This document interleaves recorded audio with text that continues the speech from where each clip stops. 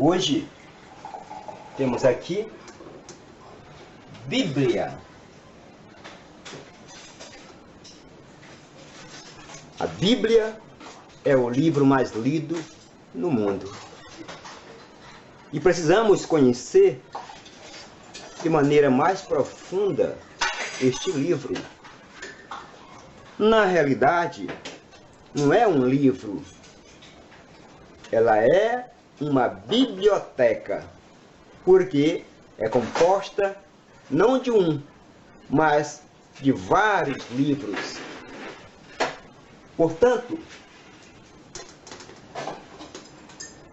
a Bíblia Católica, ela contém 73 livros, onde no Primeiro Testamento, também conhecido como Antigo Testamento, possui 46 livros, e no Segundo Testamento, ou Novo Testamento, possui 27 livros. Já a Bíblia Protestante, que também é a mesma Bíblia, ela possui apenas 66 livros. A Bíblia Judaica possui 24 livros. Então, a Bíblia é uma biblioteca. E aqui tem essa interrogação. Por quê?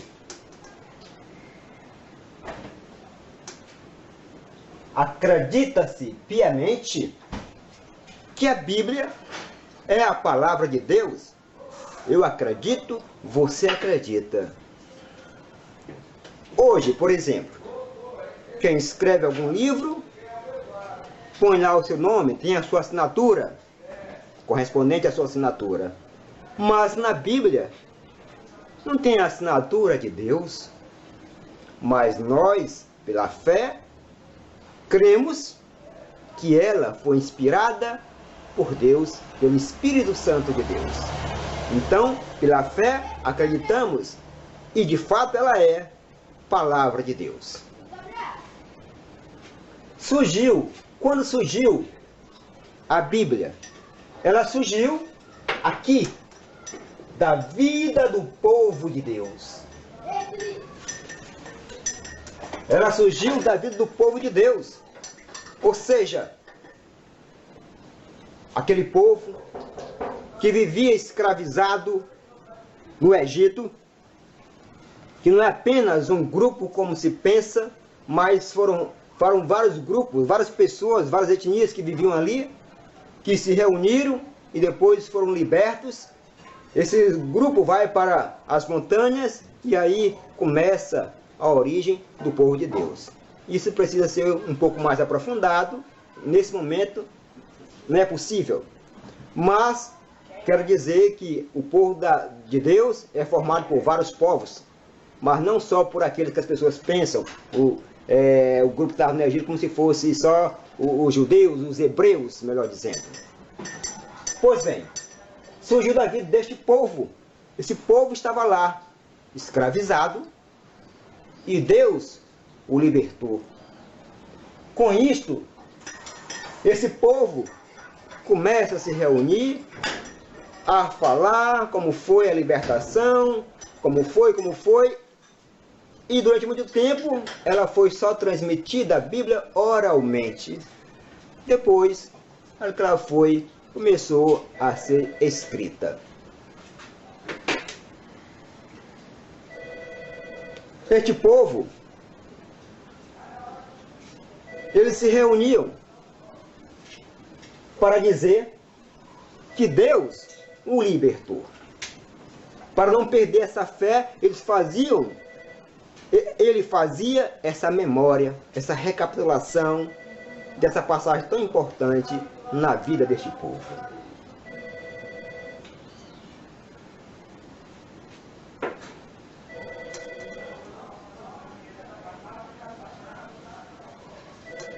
Cânon é uma palavra grega que significa lista, medida, norma. E a Bíblia, esses livros, se tornou a norma de vida para aquelas pessoas. Era de tal importância na vida dessas pessoas. Por quê? Porque eles tinham um objetivo de construir um povo irmão, onde não houvesse nem opressor, nem oprimidos. E uns dos tempos melhores na vida deste povo foi quando eles saíram do Egito, foram para a montanha e viveram no sistema denominado tribal, onde lá era compartilhado. Lá o poder não era na mão de uma única pessoa, eram várias famílias, cada família composta por 40 a 50 pessoas. E essas famílias, então, é que governavam na unidade, na pluralidade.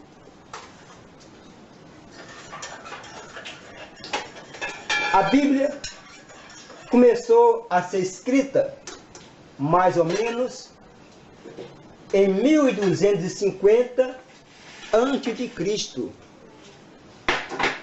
Aí ela começou a ser escrita. E o ponto final se deu depois da morte de Cristo, muitos anos depois da morte de Cristo. Dizem os estudiosos que o último livro a ser escrito foi justamente a segunda carta de São Pedro, mais ou menos 130 anos depois de Cristo. Então, a segunda carta de São Pedro, para nós, é o livro mais novo da Bíblia. E o último a ser escrito. Não esqueça isso. Aonde foi escrita? Ora, a Bíblia foi escrita em vários lugares. Por exemplo, o Antigo Testamento tem parte que foi escrita na Palestina, tem parte que foi escrita na Babilônia, século VI a.C., onde estava lá no cativeiro, e tem parte que foi escrita no Egito, onde muitas pessoas depois emigraram para o Egito e outros países. E aqui no Antigo Testamento, a língua falada, a língua que foi escrita, a Bíblia, no Primeiro Testamento, a maior parte foi escrita em hebraico e uma pequena parte foi escrita em aramaico. Então, escrito aqui, Primeiro Testamento hebraico, aramaico. O Novo Testamento também foi escrito em vários lugares, em vários países. Temos aqui o Novo Testamento, e tem parte que foi escrito na Síria, na Ásia Menor, na Grécia, na Itália, onde existiam as comunidades fundadas ou visitadas por São Paulo. E quero dizer também que o Novo Testamento, todo o Novo Testamento, e apenas um livro do Antigo Testamento, o livro da sabedoria, então o livro da sabedoria e todo o Novo Testamento foram escritos em grego. Em grego. Esse povo que saiu do Egito, como foi dito, fazia memória. Ele dizia, reunindo-se em volta, ao dizer, de uma fogueira, e diziam: nós éramos escravos no Egito. Vamos pegar aqui Deuteronômio 26, do 6 a 10.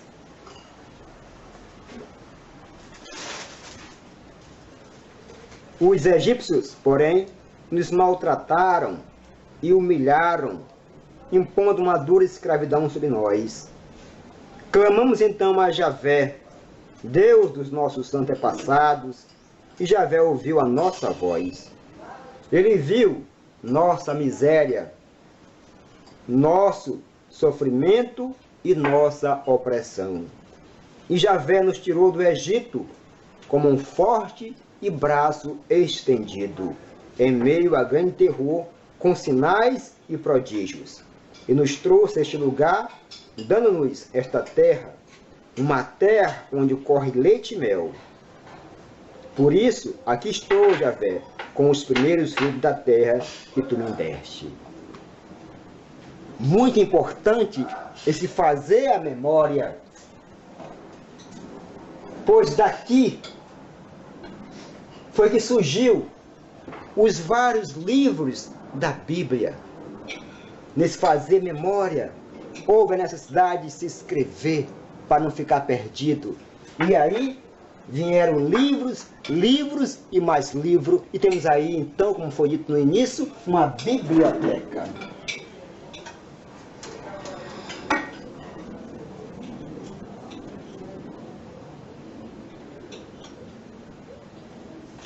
Esse, portanto, é o ponto central desta ação libertadora de Deus, porque foi através dessa ação e dessa rememorização que nasceu, como foi dito, a Bíblia Sagrada, os livros.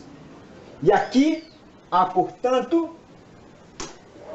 uma pergunta: qual a mensagem central da Bíblia? Qual o seu resumo? Imagine agora aí. Responda na sua mente. O resumo, a parte central da Bíblia é justamente o nome de Deus. E o nome de Deus é Yahvé. Deus conosco. Deus libertador. Por isso que não se deve procurar usar o nome de Deus para justificar a opressão, para justificar o sofrimento, para justificar a pobreza.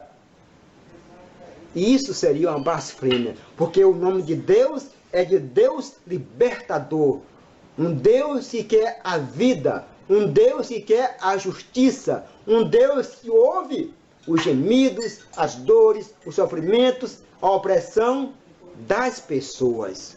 Fique bem claro. É um Deus libertador, um Deus amoroso que ama todos e quer a justiça e igualdade. Um Deus que vai à frente e luta.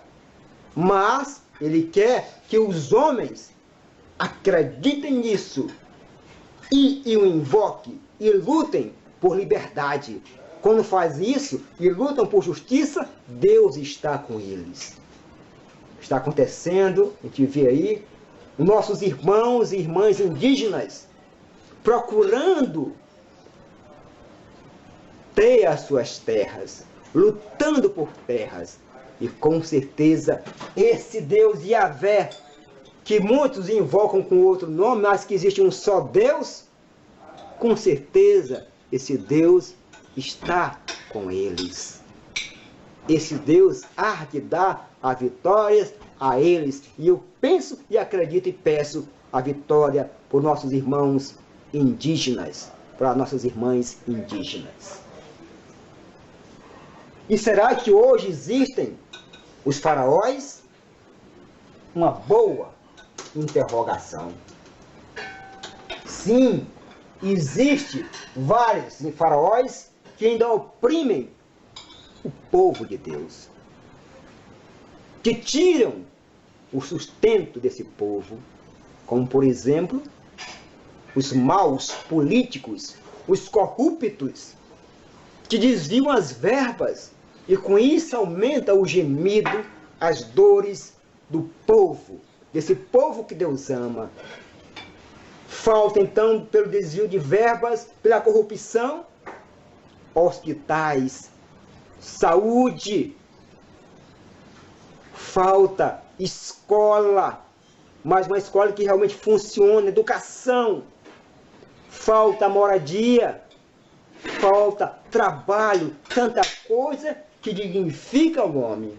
A corrupção é o maior mal que existe na face da terra. Porque mata as pessoas e mata aos poucos, suga, humilha a vida do povo de Deus.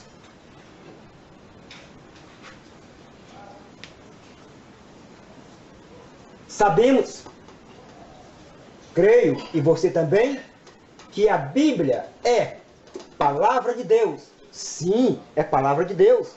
Mas também é palavra humana. Deus usou o homem e permitiu que o homem fizesse uso do seu conhecimento. Deus não se opôs, já foi dito aqui, nesse um pouco de Bíblia, várias vezes, que Deus não chegou para a pessoa e disse, olha, escreve isso, escreve aquilo, apaga isso, está errado. Não. O povo, muitas pessoas se inscreveram, nem sabiam que estavam sendo inspirados por Deus, queriam apenas ajudar aquele povo a viver como irmão, onde uma sociedade fosse justa, onde não houvesse oprimido e nem opressor. Isso deve ficar bem claro para quem quer se aprofundar na palavra de Deus. A Bíblia, como palavra de Deus, mas também como palavra humana, deve ser visto nessa ótica. Portanto, existe na Bíblia o pensamento também do homem. Existe também os conflitos de grupos, de comunidades. E na Bíblia a gente pode ver isto, duas linhas de pensamentos. Do início ao final da Bíblia, essas duas linhas estão em conflito. Estão em conflito, estão em contendas. A linha oficial e a linha popular. Porque aí existe as teologias, as ideologias que permearam o pensamento desses homens, dessas mulheres, de cada época onde foi escrito estes livros, no momento que foi escrito. A linha oficial é a linha dos poderosos, é a linha do rei, do reinado. E é claro que vai ter texto na Bíblia que vai querer justificar o que faz um rei, que vai querer dizer que tudo que ele fez é bom porque Deus estava com ele. Então é preciso a gente ter cuidado, ler, mas estar atento, porque muitas coisas vão ser colocadas na boca de Deus e a gente precisa saber disso. Então a linha oficial é a linha do reinado.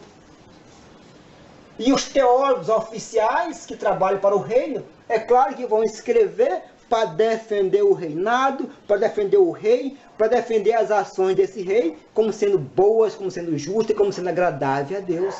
E assim poder silenciar os pobres. Porque, naquele tempo, a ideia de que somente o rei era filho de Deus. As outras pessoas não. Mas o texto de Gênesis 1 já vai dizer, combater isso, que o homem e a mulher foram feitos à imagem e semelhança de Deus. Então são todos, já é uma resistência contra essa ideia. Pois bem, em 1 Samuel 9, do 15 ao 16, e também 1 Samuel 10, 1, temos aqui o pensamento oficial, onde os teólogos vão defender esse reinado, esse rei. Vai dizer que o reinado é da vontade de Deus, que se tem um rei é da vontade de Yahvé. Vamos ver isto?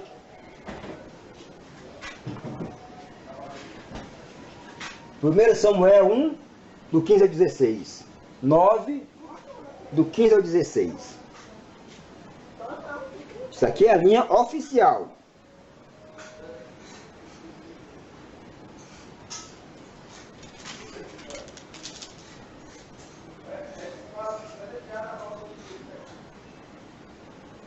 Eles então subiram à cidade. Quando estavam passando pela porta da cidade, Samuel ia na direção deles para subir até o lugar alto. Ora, um dia antes da chegada de Saul, Javé tinha feito uma revelação a Samuel. Amanhã, nesta mesma hora, vou mandar a você um homem da terra de Benjamim. Você o ungirá como chefe do meu povo, e ele libertará o povo do poder filisteu. Porque eu vi a miséria do meu povo, e o seu clamor chegou até junto de mim. Então é um texto para justificar o reinado, o rei, certo? Não se deve escandalizar nem perder a fé por causa disso. Homens escreveram e puxaram a sardinha para o seu lado, e Deus permitiu isso. Natural. Também, no capítulo 10, de 1 Samuel, versículo 1, diz assim: Então Samuel pegou a vasilha de óleo e o derramou sobre a cabeça de Saul. Depois o beijou e disse: Javé ungiu você para ser chefe sobre Israel, o povo dele. Você governará o povo e o libertará dos inimigos vizinhos. Eis o sinal de que Javé ungiu você como chefe da herança dele. Textos oficiais. E a linha oficial, ela exclui as pessoas, exclui o pobre, exclui os estrangeiros, exclui as mulheres, exclui o deficiente, exclui as crianças. Lendo-se a Bíblia e com atenção, se descobre isso, textos que não valorizam essas pessoas. Esses textos são da linha oficial, gente. São da linha oficial. E aqui mais um texto da linha oficial, que exclui agora aqui a mulher. Levítico 12, do 19 ao 30. Não vou ler todo, mas para você ter uma noção. Levítico 12, 19 ao 30.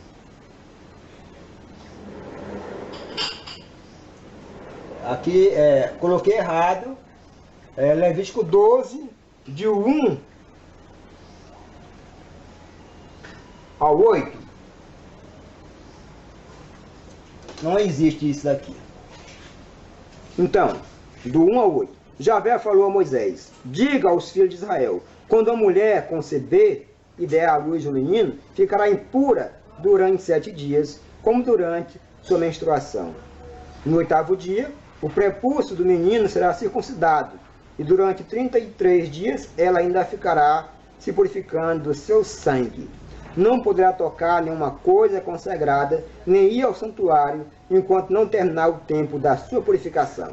Até aqui já dá para perceber a discriminação, a exclusão da mulher. Então a linha oficial é excludente, é a linha dos poderosos.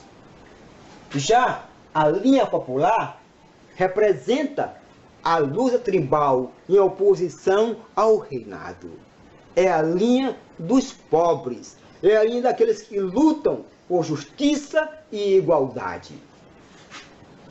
Então a gente vai encontrar textos que vai dizer: olha, o reinado não vem de Deus. Voltando um pouco ainda sobre a linha oficial, deve-se dizer que ela foi assumida a partir de 539 a.C. pelos sacerdotes do novo templo reconstruído, quando era do exílio. É da linha oficial que vem as leis do puro e do impuro, que vem a teologia ou o dogma da retribuição, onde diz que se você é bom, se você é justo, então Deus vai te recompensar, vai te dar riquezas, vai te fazer isso e aquilo. Nós sabemos que Deus é bom para com todo mundo. Isso já foi falado já. Então a linha, esse dogma da retribuição, nós não aceitamos. É como se quisesse mover a mão de Deus. Ora, Deus é bom para com os ricos e para com os pobres, para com os maus e para com os bons, para com os injustos e para com os injustos. Mas Ele quer a justiça, Ele quer o amor, Ele quer a fraternidade. Pois bem, a linha popular já foi dita, representada no tribal, e temos aqui um textos da linha popular que vai entrar em choque, isso não deve escandalizar, com os textos da linha oficial. Porque se na linha oficial tem os teólogos que procuram mostrar que Deus está com o rei, que o povo deve ficar silencioso e só dizer amém, amém, amém, também na linha popular tem os seus teólogos que vão mostrar justamente ao contrário. Aí vamos pegar então 1 Samuel, o mesmo livro, você vê uma coisa, Samuel 8, vamos pegar logo aqui no capítulo 12, versículo 19, que diz o seguinte: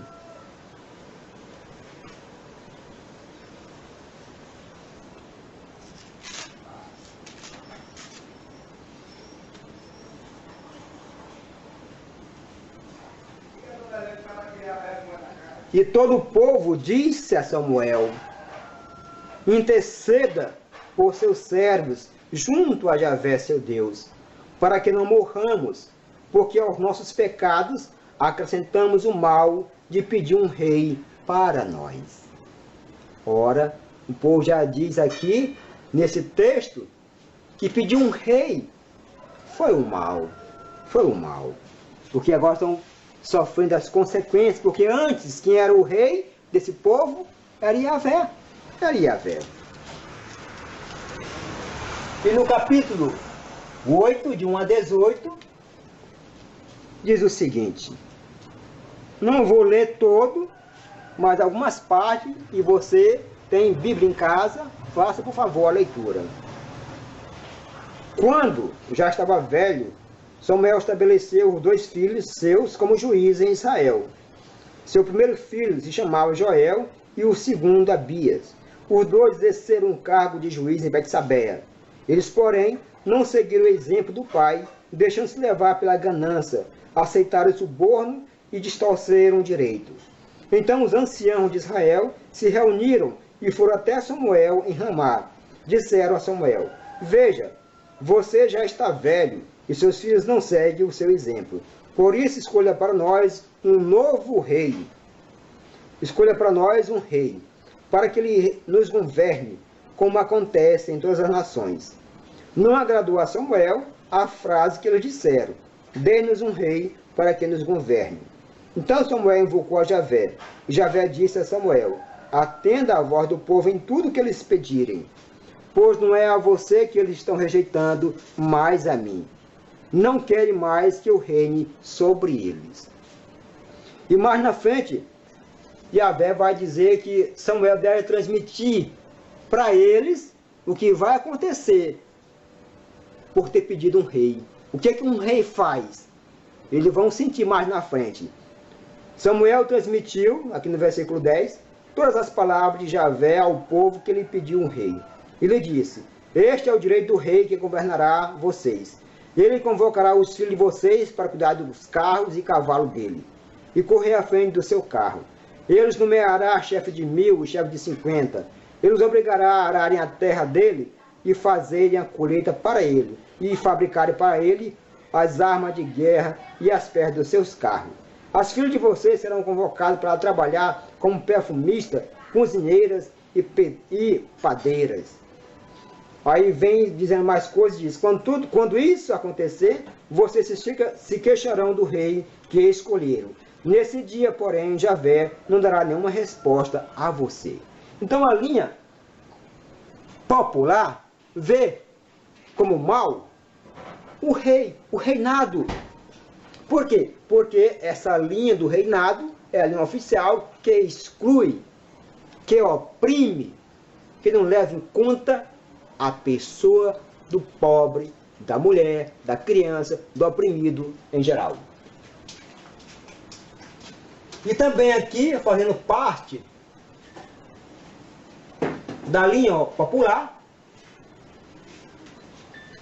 temos os livros de Ruth, Judite, Esther e Cândido dos Cânticos, onde fala bem da mulher, a mulher é tida como protagonista em todos esses livros aqui. Uma coisa importante para quem gosta de estudar a Bíblia, que tem que ver essas duas linhas em conflito. E aqui, em 1 Reis 12, de 1 a 24, 1 Reis 4, 7 e 1 Reis 5, de 1 a 8. Temos aqui em 1 Reis 12, de 1 a 24, a divisão. Por quê? Ora, lembre-se de que o povo era escravo no Egito e foram libertos. Houve aquele momento bonito, tribal. Agora veio pedir um rei. E o rei, é claro, explora as pessoas. E hoje nossos políticos têm nos explorado, temos ficado calados, não digo de todo, porque existem políticos que visam o bem do povo. E se não faz muita coisa, é porque lá dentro o sistema é pesado. Então, exceções de alguns, né? Tem que se dizer isso, e de algumas.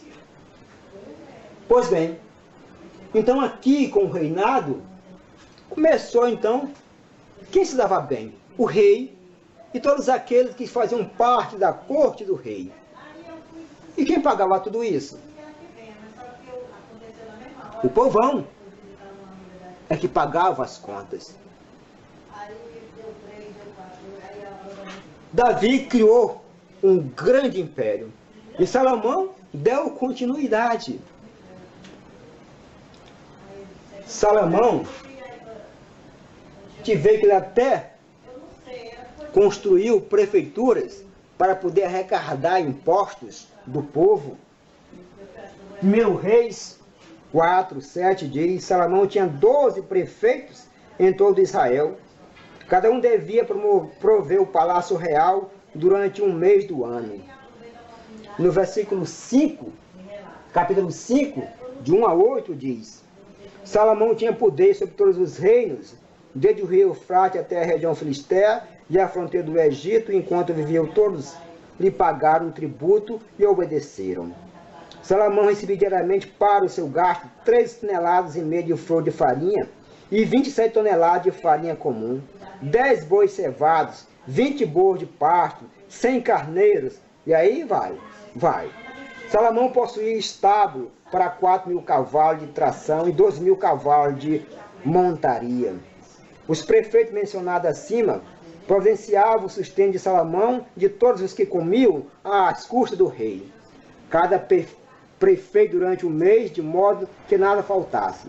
Forneciam também cevada e palha para os cavalos de tração, de montaria, no lugar onde fosse preciso, cada qual por seu turno.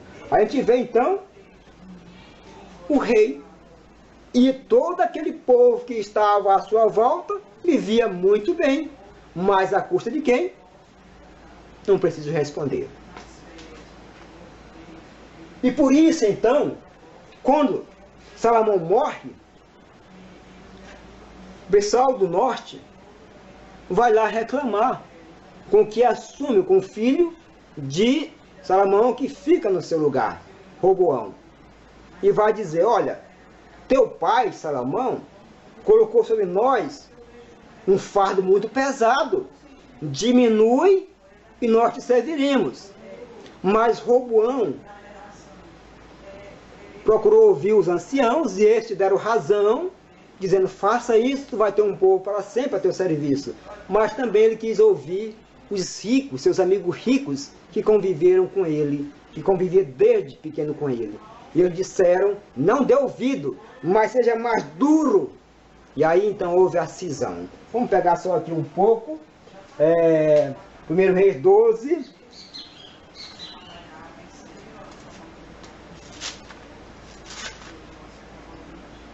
Roboão foi para Siquém, pôs todo Israel, para isso se havia dirigido a fim de proclamar o rei. Jeroboão, filho de Nabate, soube da notícia quando ainda estava no Egito, porque havia fugido do rei Salomão e morava no Egito. Mandaram chamar Jeroboão, e ele também foi com toda a Assembleia de Israel. Então disseram a Roboão, seu pai nos impôs um fardo pesado. Se você nos aliviar da dura escravidão e do fardo pesado que ele nos impôs, nós serviremos a você. Roboão respondeu, vão e voltem ao meu encontro daqui a 3 dias. Então o povo se dispersou. Aí ele vai pedir o conselho, como eu falei há pouco, e decide ouvir os conselhos dos jovens. E quando estes retornam para saber a decisão do rei, lá no versículo 12 diz o seguinte, como o rei lhes havia dito que voltasse 3 dias depois de 3 dias, Jeroboão e todo o povo foram ao encontro de Roboão no 3º dia.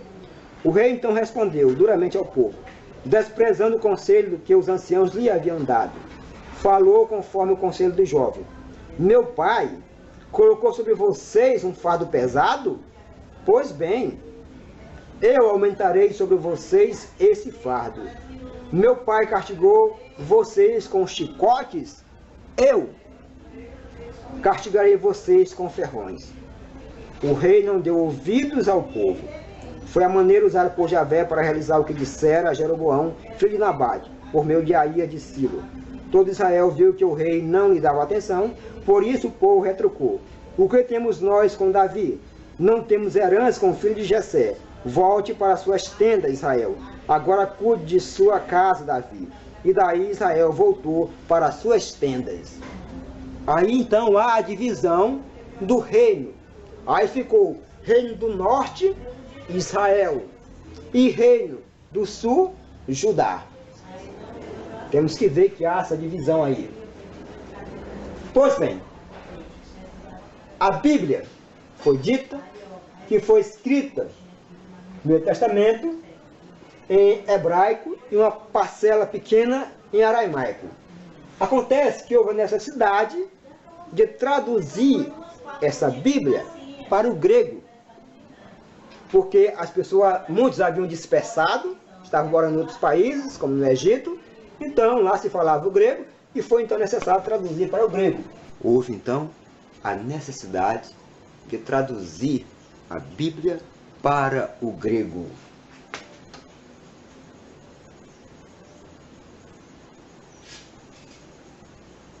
E a primeira tradução é denominada de Septuaginta ou tradução dos 70.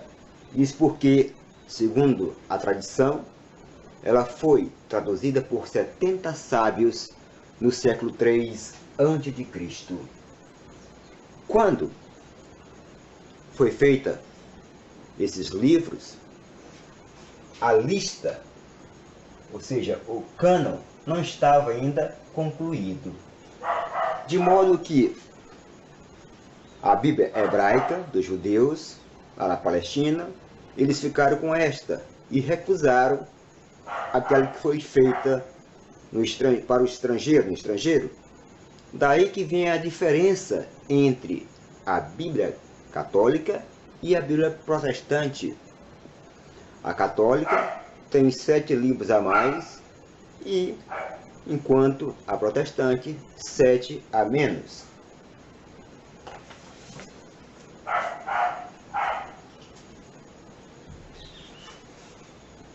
Pois bem, a Bíblia, a gente sabe que ela não teve assim para o povo não teve acesso à Bíblia de imediato.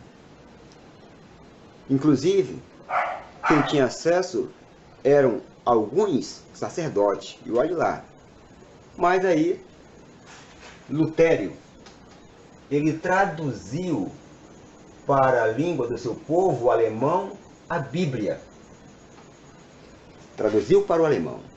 E a primeira tradução para a língua portuguesa foi feita em 1861, pelo evangélico João Ferreira de Almeida. João Ferreira de Almeida, com um só volume, onde o título foi A Bíblia Sagrada. E em 1821, o padre Antônio Pereira Figueiredo publicou a tradução portuguesa da Bíblia Católica com o título Santa Bíblia.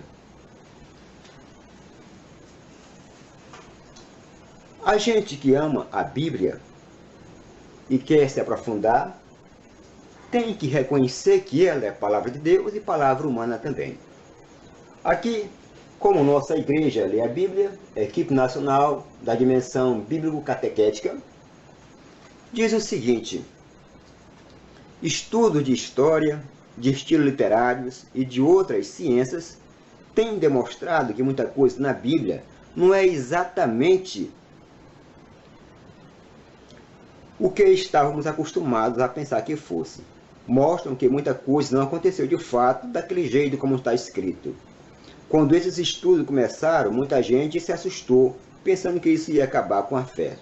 O Papa diz que esses estudos são bons, desde que sejam sérios e podem atender melhor a mensagem de Deus. Por exemplo, pesquisas históricas mostram que os fatos referentes à origem do povo de Deus foram escritos muitos séculos depois. Descobriu-se que há textos formados com pedaços de outros textos, escritos por gente de ideia e épocas diferentes. Isso explica porque o mesmo fato, às vezes, é contado duas vezes com detalhes que não combinam. O estudo dos estilos literários ajuda a ver que certos textos são poéticos e não devem ser interpretados como verdades científicas.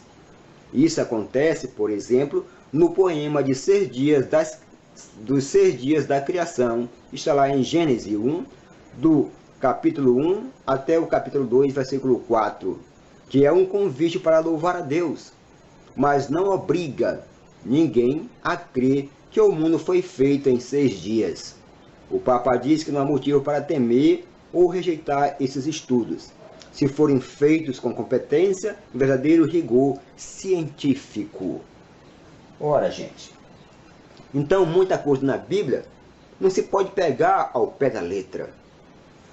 A criação ali não quer dizer que foi feita em 6 dias, porque por isso é tido como um poema, como um mito, mas não, mito aqui no caso, não é como as pessoas pensam, algo falso, mentiroso, não.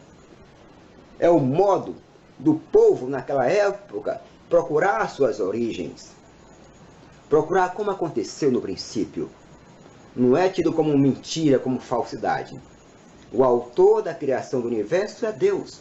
Agora, é do jeito que está ali na Bíblia? Não, não. Porque Deus não falou no ouvido de ninguém. Quem pode dizer isso, é a ciência que diz. E a ciência também, quando os estudiosos sérios fazem pesquisa, a ciência vem de Deus. E quem ilumina também a ciência, os cientistas, são Deus. Então, a ciência diz que o universo, né, surgiu da grande explosão, Big Bang. Que o mundo, que o universo, ele tem a idade, aproximadamente, mais ou um pouco menos, de 13,7 bilhões de anos. A Terra surgiu há cerca de 4,5 bilhões e meio de anos. Então, isso são dados científicos. Dados científicos. E nós precisamos também acreditar que Deus também ilumina os cientistas para o bem, procurar pesquisar para poder o homem ter cada vez mais algo de melhor em todos os campos. E a ciência pesquisa está aí, quando é coisa séria, está aí a luz de Deus. Não se pode duvidar disso. E quem, para nós cristãos, onde a ciência diz que há grande explosão, mas quem fez explodir? Para nós, há um Deus Todo-Poderoso, Ele que é o autor desse universo. Ele que fez essa grande explosão. Pois bem, e como diz o texto, nós não somos obrigados a pegar o pé da letra. Tem muitas pessoas que vai, pega a Bíblia, por exemplo, onde fala lá do banquete, onde Jesus dividiu, havia uma grande multidão faminta, aí ele pega os pães e os peixes, e muita gente diz que foi multiplicação, o milagre da multiplicação.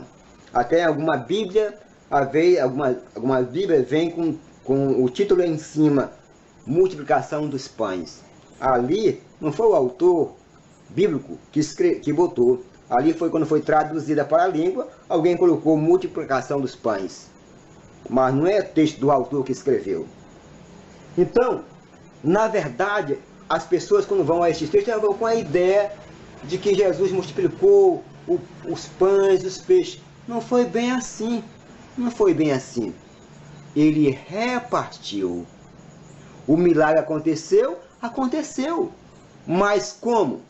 Ali ele pegou um pouquinho de cada um, porque 7 na Bíblia é um número simbólico, não se pode esquecer isso, que a Bíblia tem os números, e muitas vezes os números são simbólicos na Bíblia. 7 é a perfeição.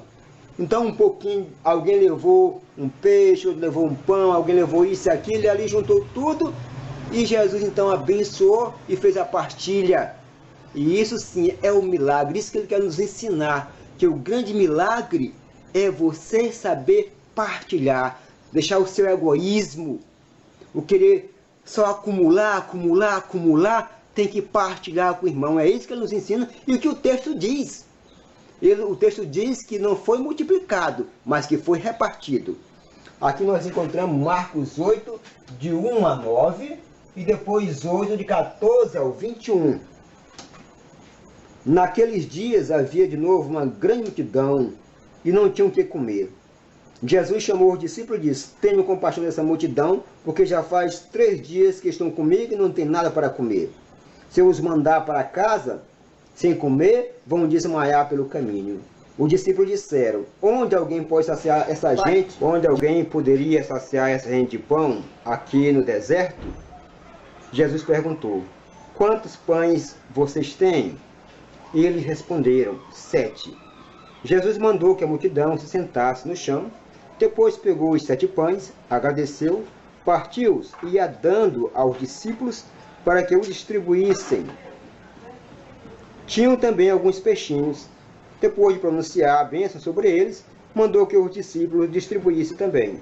Comeram e ficaram satisfeitos, e recolheram 7 cestos dos pedaços que sobraram. Eram mais ou menos 4.000, e Jesus os despediu. E mais na frente, no capítulo 8 ainda, no versículo 14, diz: os discípulos tinham se esquecido de levar pães. Tinham consigo na barca só um pão. Então Jesus os advertiu: prestem atenção e tomem cuidado com o fermento dos fariseus e com o fermento de Herodes. Os discípulos diziam entre si: é porque não temos pão. Mas Jesus percebeu e perguntou: por que vocês discutem sobre a falta de pães? Vocês ainda não entendem e nem compreendem? Estão com o coração endurecido? Vocês têm olhos e não veem? Têm ouvidos e não ouvem? Não se lembram de quando reparti 5 pães para 5.000 pessoas? Quantos cestos vocês recolheram cheios de pedaços? Eles responderam: 12. E Jesus perguntou: e quando reparti 7 pães para 4.000 pessoas, quantos cestos vocês recolheram cheios de pedaços? Eles responderam: 7. Jesus disse: e vocês ainda não compreendem? Então o maior milagre é esse, é partilhar. É o que Jesus nos ensina, que o ser humano partilhe aquele que tem para com o seu próximo. Não queira acumular. O milagre é esse, é repartir. E quando o homem e a mulher faz isso, faz a vontade de Deus. Pois bem, e agora para finalizar, a gente lembra aqui que foi falado que o povo pediu um rei.